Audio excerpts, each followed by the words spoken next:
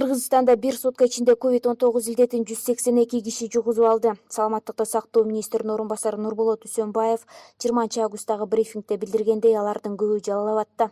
Өткөн 24 сааттын ичинде 182 жаңы учур болуп жатат.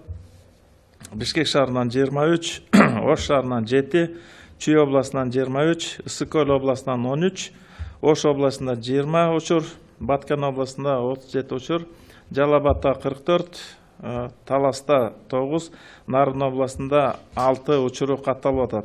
Ошентип бардыгы болуп 42507 учурга жетти.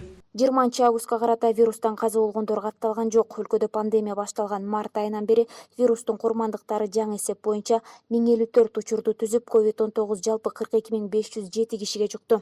Анын 35486 айыкты.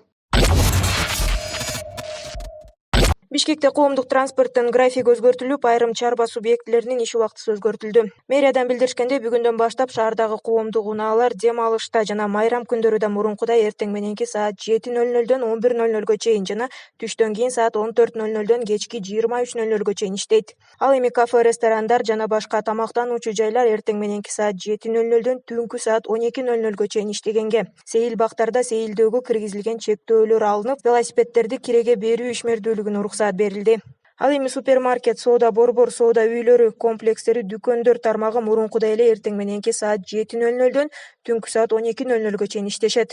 Ошондой эле тойкана жана көңүл ачуучу жайлардын иштөөсүнө уруксат берилген эмес. Бүгүн 20 августта Бишкек шаардык сотунда Улуттук тарых музейин оңдоо жана Чолпон Ата шаарындагы ипподромду реконструкциялоо боюнча козголгон кылмыш ишинин алкагында соттук отурум болуп, козголгон кылмыш иши кайрадан каралды. Соттук отурум пандемияга байланыштуу онлайн форматта өтүп, анда 1 май райондук соту чыгарган чечимди Бишкек шаардык соту күчүндө калтырды. Айыпталуучулар мурдагы өкмөт башчы Сапар Исаков жана президенттик аппараттын жарандык өнүктүрүү, диний жана улуттук саясат бөлүмүнүн мурдагы жетекчиси Мира Карыбаева райондук соттун чечимине макул эместигин билдирип, шаардык сотко арыз менен кайрылган. Бишкек шаардык соту арыздын негизинде 18 августта ишти кайра карап баштаган. Сапар Исаков 2018 жылдын 5-июнунда коррупцияга шектелип камакка алынган. Тергөө иштеринин жыйынтыгында 9 июнь күнү 1 май райондук соту Исаковду жазык кодексинин 319 беренесинин негизинде 18 жылга эркинен ажыраткан. Мурдагы ички иштер министри Абдулла Суранчиев Мегаком соода маркасы менен иш жүргүзгөн Альфа Телеком мамлекеттик ишканасынын жетекчиси милдетин аткара баштады. Суранчиев 2013-2014 жылдары ички иштер министри болгон.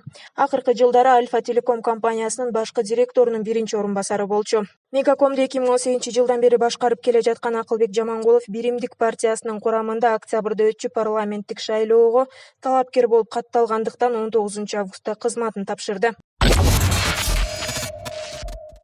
Кыргызстан саясий партиясы тыюу салынган эрежелерге карабай 300 адам менен съезд өткөрдү. Съездге парламент депутаттары, партиянын саясий кеңешинин мүчөлөрү, аймактардан келген делегаттар жана жаштар канатынын активисттери катышты. Белгилей кетсек, Бишкек шаарынын жарандык коргонуу боюнча комиссия борбор калаада партиялардын курултайларын өткөрүүгө уруксат берген, бирок адамдардын саны 100дөн ашпашы керектигин айткан болчу. Бул арада экс-президент Алмазбек Атамбаевдин уулу Сейитбек Атамбаев жетектеген Кыргызстан социал-демократтары саясий партиясы курултай өткөрүп, жогорку кеңештин депутаттыгына талапкерлердин тизмесин түздү. Партия азырынча тизмедеги баштапкы 5тикте маалымдоодо. Алардын катарында Ирина Карамушкина, Кылычбек Султан, Нурбек Касымбековдор бар. Бүгүнкү күнгө карата реформа жана чоң казат саясий партиялары дагы талапкерлердин тизмесин жарыялаганы белгилүү болду.